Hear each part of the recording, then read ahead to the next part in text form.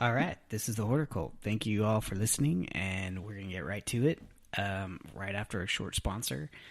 But on this episode, we're going to talk about cannabis, hemp, and the benefits and the negatives, and when it became illegal, and why it became illegal, and what's its status right now, and kind of how it's making this comeback, and how to grow it for commercial purposes, not like, oh yeah, it's a whole new industry that's popping up because of the new legislation that's going on through certain states, and even some states like Utah, like my own, where they're starting to do research on it and how hemp can become an industry again for the state.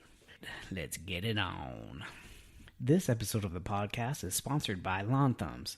Have you ever wanted to start your own lawn care or garden maintenance business? Or maybe you started one and you're feeling a little bit overwhelmed. Either way, you should go to youtube.com/Lawn Thumbs, where my friend Freddie, the owner of Lawn Thumbs, takes you behind the scenes of how he runs his lawn care business. I've known Freddie for a few years. We went to Utah State together.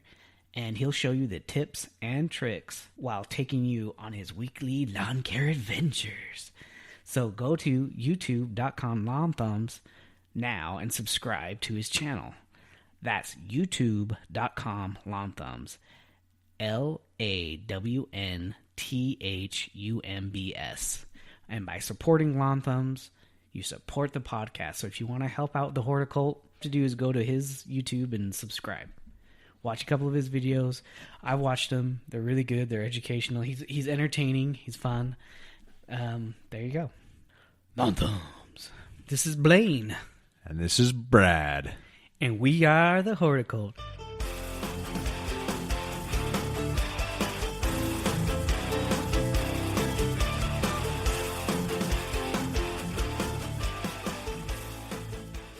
Well, there's so many different things you can use it for. That's what I don't think people understand either.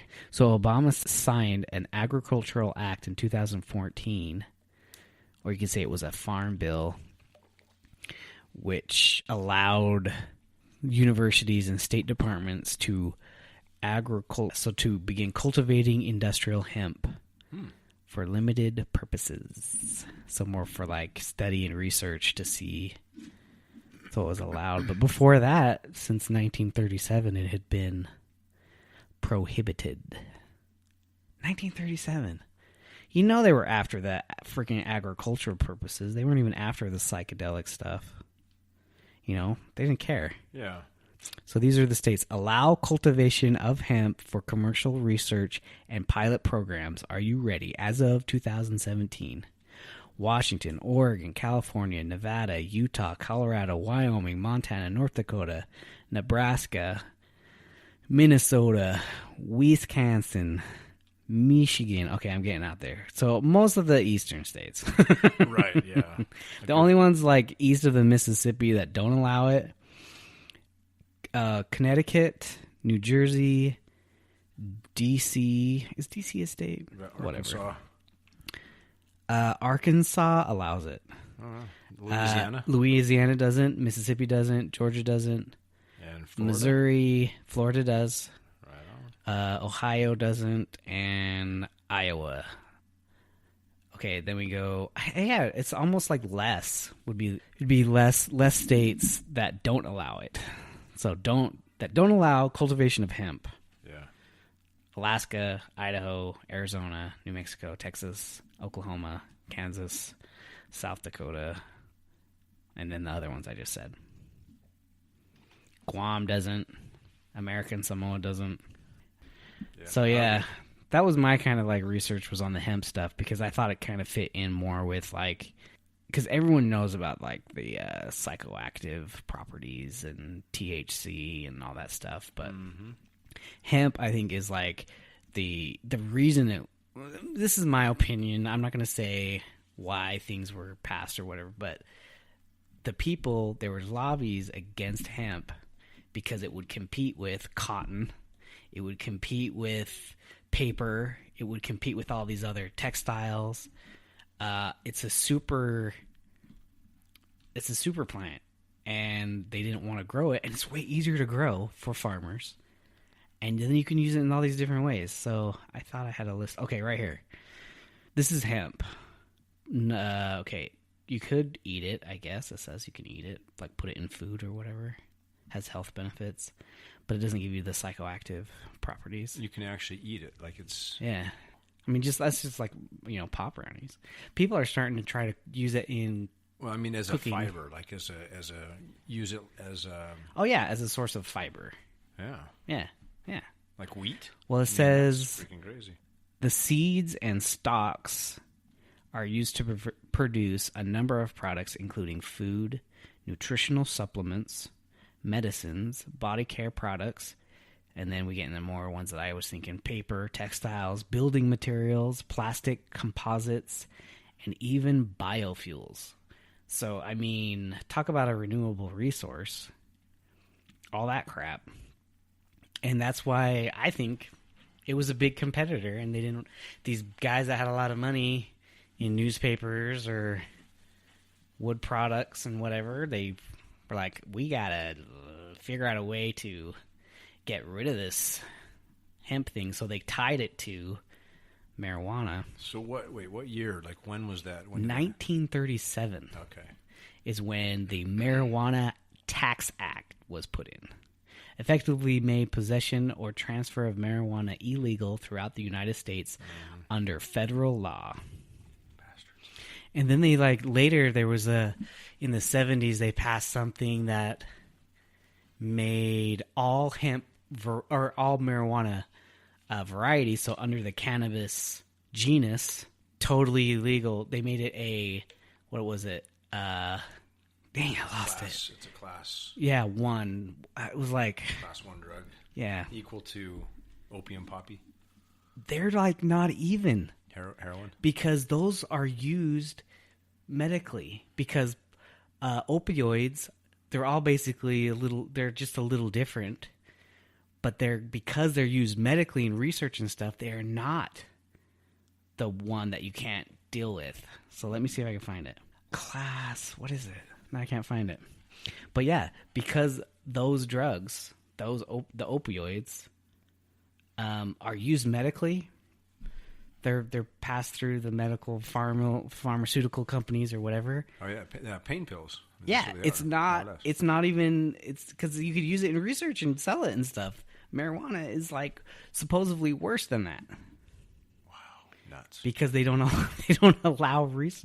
They don't allow it to go through like that. So anyway, crazy. I'm gonna go nuts until I find that. Well, you're gonna find it. I can guarantee that. Yeah, I will. It's just gonna take a little bit. But yeah, they still haven't changed it. That was one of the big complaints about current administration, is that they had the opportunity to change the classification, and they didn't, to at least research it. These claims of the health. I mean, I'm talking more about marijuana. I'm not talking about hemp, but the THC and all that stuff. But the thing is, that's a lot of money to the pharmaceutical companies. If you can take a little bit of medical marijuana and get rid of all your pills. I mean, yeah, they put it. They're saying it's Bureau of Narcotics. Richard Nixon was the president that did it. Mm-hmm. Did he last the whole term, or did he? Nixon? You gotta look that up, I guess. Oh, that's funny. I am not a crook. Moving on. So yeah. So. It's a super plant. It is basically North America's bamboo, and we made it illegal. Would it be considered like unto Utah's penstemon plants? It's as probably a super plant. It's probably better because you can use it in so many different ways. I mean, penstemons. They're just kind of beautiful. They're beautiful. Yeah. Yeah, for a little while. But they're easy to take care of. Yeah. But hemp is not native to North America, though. From what I read, they think it came from Asia. Yeah, I had a little bit of background on, not sure if it was the hemp varieta, but for sure the psychoactive, the marijuana plant, came from India and Asia. Bing. Mm-hmm. God bless them. Yep. So do you want to talk about it, how you can... Schedule 1, that's it. Oh, Schedule 1 yeah. Classification. And I mean, it's right up there with meth and crack cocaine. That makes your face fall out. Makes your teeth fall out and makes your freaking face decompose when you're still alive. Super addictive. And there's really no... I mean, you can't legitimately say marijuana is even addictive. I mean, no one has overdosed of marijuana. Maybe someone has gotten high and killed themselves because they drove a bus into something or whatever. But to say you specifically died from marijuana, there's no OD. You can't OD on marijuana. You can get really freaking high. Yeah. But you can't OD on it. Think of the lives saved, potentially saved. I mean, we're looking at this hypothetically, but if that was replaced, if marijuana replaced all of the pain pills that are out there, because people and kids and babies die from accidental overdoses all the flipping time. I don't know what the stats are, but it's like every 3 seconds. Or okay, it might be an exaggeration, but there's a lot. There's a lot constantly of people just kicking the bucket from accidental overdoses. So lives saved. How can you put how can you put a price on that, Blaine? I can't. I mean, that's just freaking donkulous. Very donkulous. So, yeah, I'm on board. I think that is a super plant, North America, and I think we ought to consider. I don't know. I just want to thank Brad for helping out with this episode. We did go a little deeper. We had a little technical difficulties, and I lost part of this episode. But we'll revisit it sometime. We did get into a little bit of hemp and the history of that, and hopefully we'll be able to revisit it and talk more about what's going on in the state with agricultural, industrial hemp going on. So get back. We'll revisit this and we'll get more of that information as it is made available. Thanks, Big Time Bummer, but we want to thank Lawn Thumbs for sponsoring our podcast this week, and go check them out. They're on youtube.com/Lawn Thumbs. Really, his skills, we're going to have him on the podcast soon, but his skills as a businessman are what's made him so successful in the lawn care industry. And he's one of the fastest growers. And you can find his YouTube channel at youtube.com/Lawn Thumbs, and he'll show you tricks and tips behind the scenes. He'll show you how to use the equipment, how to winterize the equipment, how to what's the best equipment to use, what are different ways that you can get source of income, the programs that he runs, the new things that he pushes all the time.